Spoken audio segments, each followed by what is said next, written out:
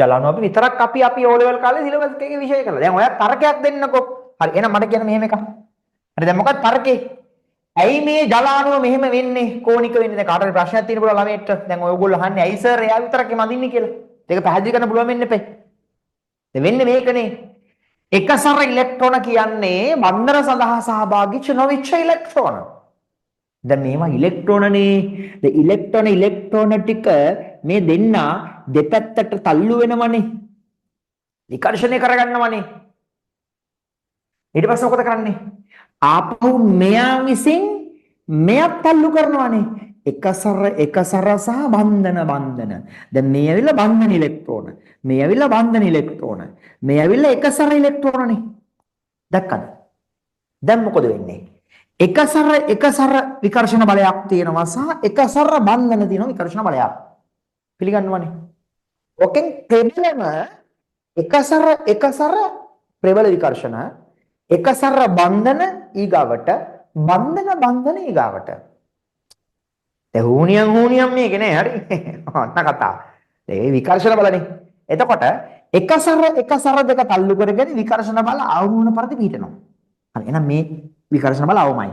මූව තල්ලු කරනකොට මොකද වෙන්නේ? අර මෙහෙම හිටපු හයිඩ්‍රජන් ටිකක් මෙහෙම වෙනවා. දැක්කද? ඒකයි ජල අණුව කොණි කඩයක් ගන්න. හරි? දැන් ඕ ලෙවල් වල අපිට ඒක දැනගන්න ඉතින් ඒක නේද? ජල අණුව කොණි කඳිනේ තර්කයකනේ. හරි. දැන් එහෙනම් ඔයා ඉගෙන ගත්ත තර්කයෙන් කියන්න බලන්න. දැන් ඔය එකලමෙක් ඔය දාපු එක මම කියන්නේ. එතන ඇමෝනියත් එහෙම වෙන්නේ නැති නේද සර්ලු? ඔව්. දැන් අපි ඇමෝනිය අඳින්නේ මෙහෙමනේ. දැන් අපි අපේ ඕ ලෙවල් පේපර් එකේ ඒවා බලන්නේ නැහැ. ඉතින් ලොකුවට බය වෙන්න එපා. මම කියවනේ ඉතින් ඕ ලෙවල් කියන බොහොම ප්‍රාථමික විභාගයක් කියලා. ඕ ලෙවල් සයන්ස් කියන්නේ.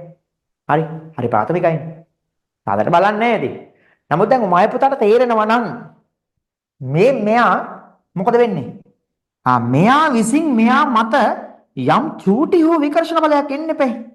එතකොට මේ තියෙන එකසරේ හින්දා මෙහෙම මේ දෙක ඉන්නවද? චුට්ටක් හරි නැමෙන්න ඕන. චුට්ටක් හරි නැමෙන්න එපේ මෙහෙම. එහෙම නේද? අපි ඇමෝනියනුව මෙහෙම ඇඳලා ඒක වැරදි ඉස්සරහටම අම්මපා. ඒ චුට්ට මෙහෙම නැමෙන්න ඕන. හැබැයි ජලාණුව තරම් නමන්නේ නේ. ඇයි? ජලාණුවේ දෙන්නේ තල්ලු වෙනවනේ. මේකේ එකසරේ කරන යුගලයිනේ. මූ තල්ලු කරන ගානන තරම් ජලාණුව වැඩියෙන් තල්ලු කරනවා.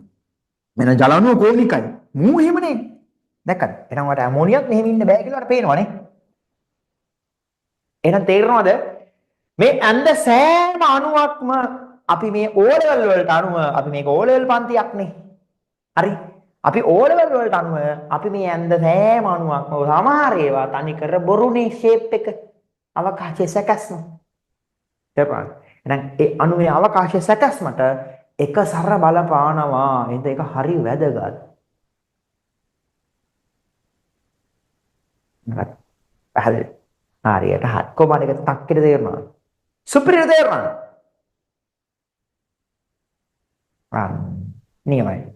පුතා ඉගෙන ගන්න එකේ අන්තිම ඉගෙන ගන්න. පුතා බාගෙට ඉගෙන යන්න එපා. ඒකනේ අර මම මුලින්ම කිව්වේ. උගන්වන්නේ කවුද කියන වැදගත් ඉගෙන ගන්න. තේරුණාද? ඒකයි. පැහැදිලිද? right okay yes. හරි. ඔය දැනගන්න.